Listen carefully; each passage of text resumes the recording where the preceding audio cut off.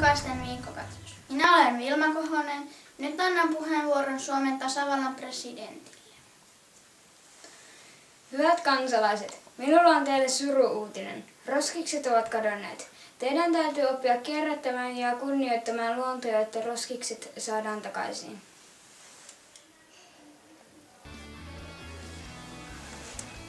Voi kun on kauheaa. Mitenköhän suomalaiset pärjäävät? No katsotaan lisää TV-uutisia. Vaikka presidentti neuvoi ihmisiä, ihmiset eivät usko ja eläimet kärsivät.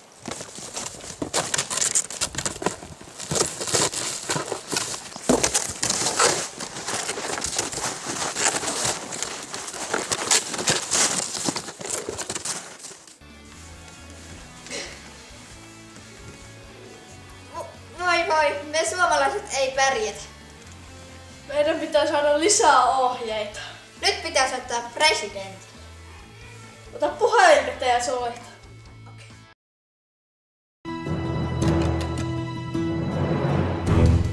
Tämä on Kankaisten viikkokatsaus. Minä olen Vilma Kohonen. Eräs suomalainen perhe on pyytänyt apua jätteen vähentämiseen. Nyt asiantuntijamme antavat niitä. Ensimmäisenä esiintyy kahvipussiteknikko Kirsi Kuilas. Kahvipusseja ei kannata heti laittaa roskiin, vaan niistä voi tehdä tällaisen kassin, joka kestää monta täyttä kahvipussia. Ota se mukaan kauppareissulle, niin ei tarvitse aina ostaa uutta kauppakassia. Kauppakassin voi tehdä myös vanhasta pitsiliinasta. Minä olen vaateasiantuntija Vappu Korhonen. Nyt esittelen teille, miten farkuista voin tehdä hameen.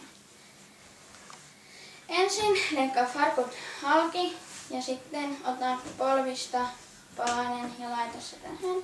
Sitten ompele se ja sitten lisää vielä joku koriste, vaikka pitsiliina, niin saat aivan farkkuhameen. Minä olen lasiasiantuntija. Minun nimeni on Reijo Lasinen. Älä heitä lasia hukkaan. Vie palautuspullot kauppaan ja voit tehdä lasipurkeista kynttilälividyn. Olen paperiasiantuntija ja nimeni on Tero Torakka. Ja minä olen avustaja. Ja näin tehdään uusia paperia. 1. revikäytetty paperi pieniksi paloiksi.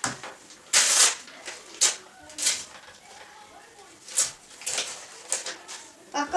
laita sekaan vettä ja anna sen liota.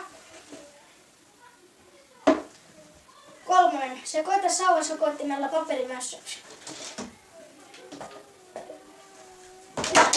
4. kerää paperimassaa siivilään.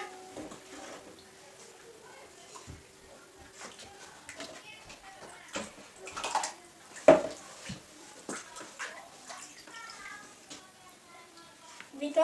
panele ylimääräinen vesi pois. 6. kippaa paperiarkkia kuivumaan alustalle. 7. silitä paperiarkki.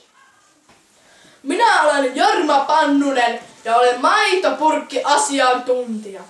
Ja tässä on tällainen maitopurkkeista tehty roskis tai lelulaatikko. No tällaista maitopurkkeista voi syntyä, että tällainen kannattaa. Tämä on Kankaisten viikkokatsaus. Minä olen Vilma Kohonen.